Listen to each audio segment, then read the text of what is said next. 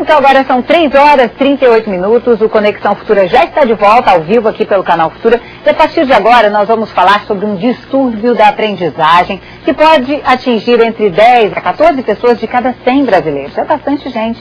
A dislexia. Para saber sobre os sintomas, diagnóstico e tratamento, está aqui com a gente, especialmente nesta tarde, a Ana Luísa Borba, que é psicóloga da Associação Brasileira de Dislexia. Você de casa quer participar? Lá pelo Twitter, nosso perfil é @canalfutura, ou então o telefone já está aberto, é o 0 operadora 21 DDD do Rio 2273 5020. Ana Luísa, em primeiro lugar, a dislexia é uma doença nova ou é uma doença antiga que chega pra gente com outro nome? Como é que é a história da dislexia? Ela não é nova, mas os estudos das neurociências têm se aprofundado mais, pesquisado mais e está entendendo melhor a dislexia hoje em dia, tá? Ela é um distúrbio específico de leitura e de escrita. Não se fala que é uma doença. Vocês não gostam dessa palavra. Ela não é uma doença, porque ela não tem cura. Ela, na realidade, é um distúrbio. A pessoa nasce com esse distúrbio e vai viver até morrer com esse distúrbio. O que acontece é que, com uma intervenção, um tratamento, ela vai ter uma melhora no quadro. Então, essa dificuldade que ela tem pode diminuir, mas não desaparecer. É daquelas coisas da vida que a gente aprende a conviver, né, de certa forma. Aprende a lidar. Aprende a lidar com isso. Aprende a lidar com isso. Agora, que características ela apresenta? Por exemplo, a criança pode falar mais tarde, pronunciar as primeiras palavras mais tarde, então os pais podem ficar alerta, começar a falar e na fala ter muita troca. E se já existe alguém na família que teve sintomas semelhantes ou tem o diagnóstico de dislexia, para os pais ficarem alertas a esses sinais, tá? Na educação infantil, ela tem dificuldade com rimas, então uma criança que vai ter dificuldade para decorar músicas com rimas, ela tem mais dificuldade que os demais.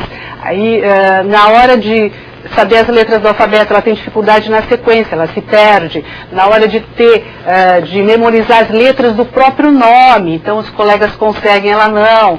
Dificuldade às vezes em montar um quebra-cabeça, ela vai ter mais dificuldade que as crianças que estão com ela na sala, né?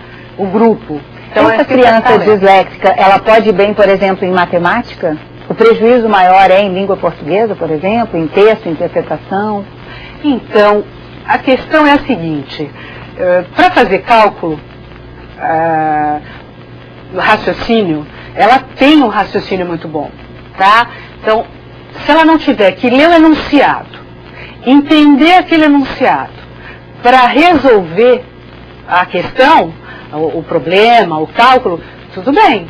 Mas se ela tiver que ler, como ela tem a leitura prejudicada, ela pode não entender, ela pode se perder, e aí a resposta pode vir equivocada. Então, assim, às vezes ela pode montar o raciocínio, pode ter a resposta, mas na hora de colocar aquilo no papel, se ela foi perguntada oralmente, ou se leram para ela, a dificuldade pode nem existir. Mas se ela teve que ler e interpretar, aí ela pode apresentar dificuldade. Outro dia uma mãe de um menino de 4 anos comentou comigo que ela achava que o menino era disléxico. Agora, esse diagnóstico, ele pode ser dado assim tão cedo? Olha, existem estudos nesse sentido, de testes que você aplica antes da fase da alfabetização. Então, na Inglaterra, por exemplo, eles já têm testes nesse sentido, bem mais avançados, né? Mas existe, assim, a possibilidade de você estar levantando pelo menos a hipótese, você fecha como criança de risco, e depois você, quando ela estiver sendo alfabetizada, aí você faz um diagnóstico mais preciso. Presta atenção. Agora, para o pai, para a mãe que tem uma criança disléxica em casa e que até já tem o diagnóstico, O que eles podem fazer? Por exemplo, esses livros que têm as letras do alfabeto, esse tipo de exercício ajuda, e eu te peço até essa resposta, muito em função da sua experiência que você tem, que você esteve em sala de aula, hoje você é psicóloga da associação, mas você esteve em sala de aula durante 15 anos, né? Sempre ajuda, mas é sempre de uma forma bem lúdica. Então você pega, você conta a história que é do interesse da criança, e você pode trazer jogos com letras que eles montam as palavras, tá? É de uma forma lúdica, brincando, não de uma forma impositiva, né? Porque tem a escola, ele pode ter uma intervenção fonoaudiológica, psicopedagógica. Então, para o pai tem que ser uma coisa mais light, mais suave, mais na brincadeira mesmo. Daqui a pouquinho, inclusive, a gente vai falar, já que ela falou numa equipe multidisciplinar, né, que é necessário, a gente sabe que isso custa uma Babilônia, uma fábula de dinheiro, né, então a gente vai falar daqui a pouquinho sobre tratamento na rede pública, né. Por enquanto eu queria fazer a pergunta aqui de uma telespectadora nossa, a Vera da Silva. Ela fala assim, a pessoa disléxica pode ter mais facilidade em aprender outros idiomas e ao mesmo tempo ter dificuldade na escrita? Ela tem uma sobrinha que ela acha que se encaixa nessas características. Aprender outros idiomas. Ela pode ter facilidade, como pode não ter. Então, depende. Não existe uma regra para disléxico. É difícil você colocar numa forma e dizer, olha, todo disléxico se comporta dessa forma.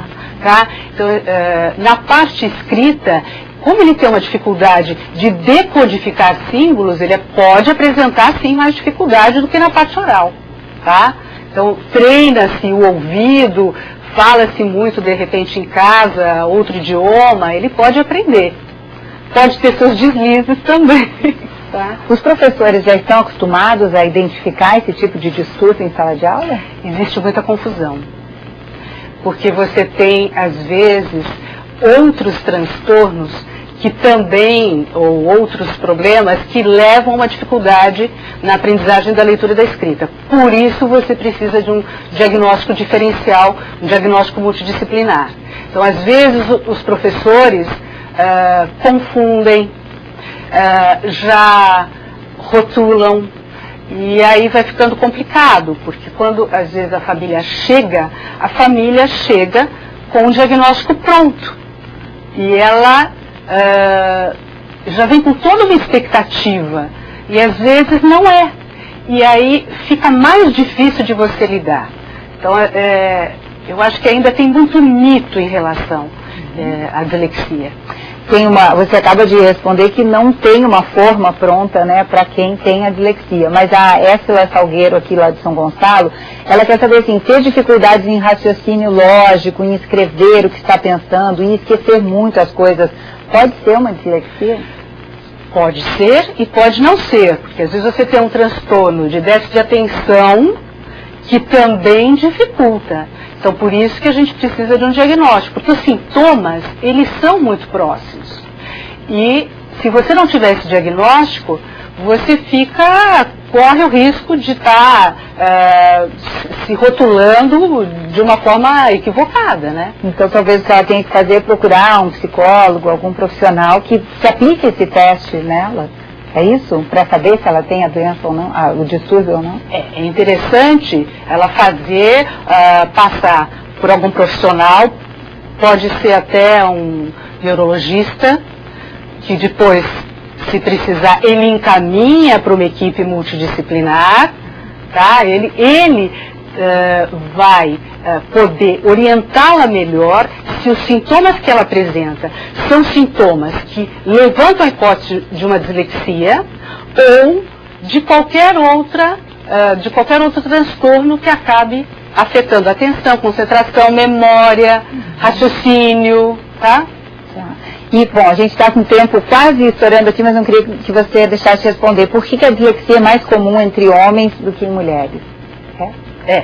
Porque você tem uma questão do hormônio, tá? Da testosterona. Então, na hora do desenvolvimento do cérebro, a testosterona faz com que o hemisfério esquerdo ele se desenvolva mais lentamente. E isto muda toda essa questão de desenvolvimento neurológico, tá? Então você... De compreensão e de leitura. E aí isso vai afetar depois, né? Então você tem realmente de 3 a 2 para 1, tá? Tem muito mais homens disléxicos do que isso, mulheres. Possivelmente, sem o diagnóstico, eles até abandonam a escola, né? No momento em que estão se alfabetizando. Isso pode acontecer. Olha, muitos abandonam, têm dificuldade depois de arrumar emprego, são lá na frente profissionais autônomos e com uma autoestima baixa. Daqui a pouquinho a gente vai continuar esse papo aqui com a Ana Luísa Borba, que é psicóloga da Associação Brasileira de Dislexia, sobre então esse distúrbio da dislexia. Você fica agora com Estação Saúde e a gente volta logo depois.